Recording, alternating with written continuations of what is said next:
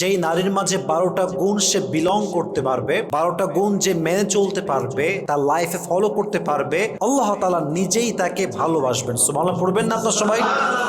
প্রথম যে গুণের নারীকে আল্লাহ তাআলা ভালোবাসেন সেই গুণটা হচ্ছে যেই নারী প্রতিশোধ না নিয়ে মাফ করতে পারে আল্লাহর দিকে তাকিয়ে, আল্লাহ তাকে নিজেই ভালোবাসার ঘোষণা দিয়েছে। সুবহানাল্লাহ পড়বেন না আপনারা?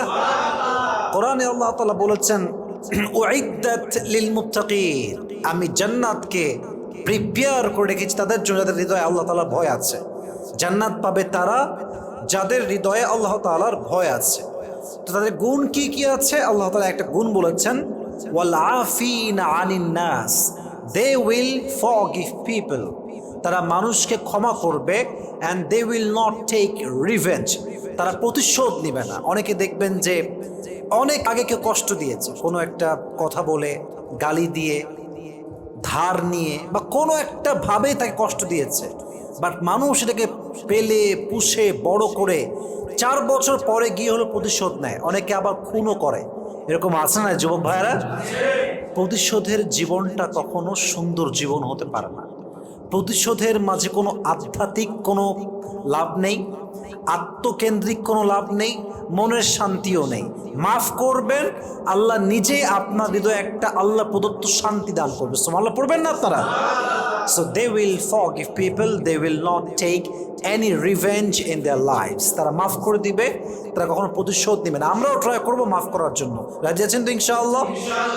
একবার ভাবুন যে সেই নারী কতটা উত্তম নারী, যে নারীকে কোনো মানুষ ধোঁকা দিয়েছে, কষ্ট দিয়েছে, তার সতীত্বে আঘাত করেছে, তার চরিত্র নষ্ট করে তার জীবনের সমস্ত সুখকে কেড়ে নিয়েছে, বাট সেই নারী জাস্ট প্রতিশোধ না নিয়ে আল্লাহর দিকে তাকিয়ে মাফ করে দিয়ে নতুন জীবন শুরু করেছে। তার মতো উত্তম নারী, চরিত্রবান নারী আল্লাহর জমিন আর কেউ হতে পারে না। ঠিক কিনা বলেন সবাই? So they will forgive people, তারা মাফ করে দিবে, প্রতিশোধ নেবে না। 1 2 মনোযোগ আছে সবার? আছে আছে। 2 নাম্বার গুণ হচ্ছে সেই নারীকে আল্লাহ তাআলা বড্ড ভালোবাসেন যেই নারী ধৈর্যশীল। বলেন সবাই, কি শীল? Success it depends on patience. সফলতা এটা ডিপেন্ড করে আপনার ধৈর্যের উপরে। যার ধৈর্যের পাহাড় যত বড়, তার সফলতার লেভেল তত বড়। সুবহানাল্লাহ পড়বেন না আপনারা? Sabr is about tightening your bond and relationship with Allah subhanahu wa ta'ala when you are doing a lot of hard work, when you are facing so many problems in your life, যখন কষ্ট করে কাজ করছেন, জীবনের সুখ নাই, খালি অশান্তি, খুব স্ট্রাগল, খুব পেইন, খুব প্রবলেম, প্রত্যেকটা মুহূর্তে যদি আপনি আল্লাহর উপরে ভরসা করতে পারেন, আপনি হচ্ছেন প্রকৃতপক্ষের ধৈর্যশীল বান্দা। সুবহানাল্লাহ পড়বেন না?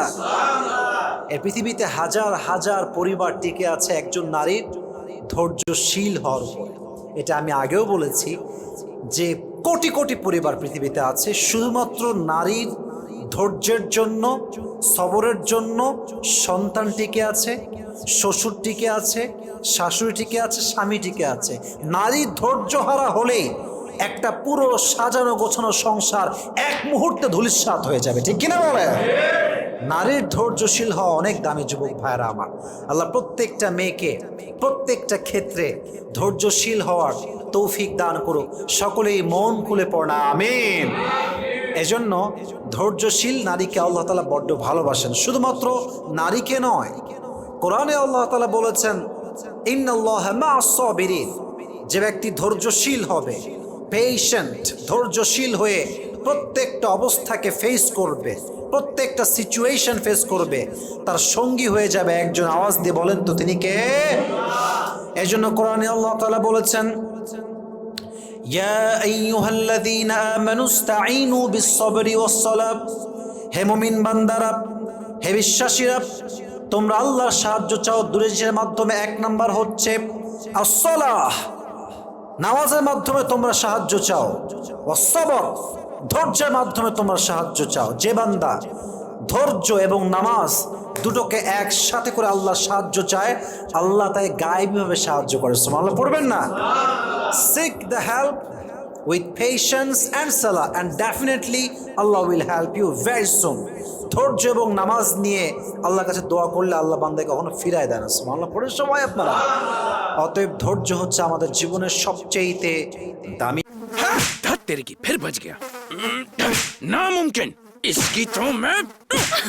जाने दो, तुम नहीं मार पाओगे। देखा नहीं, इसने रेड बुल पिया है। ओह, तो मुझे भी एक पीना चाहिए। Red Bull gives you wings.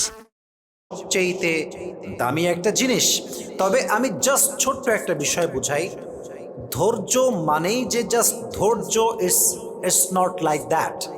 সবর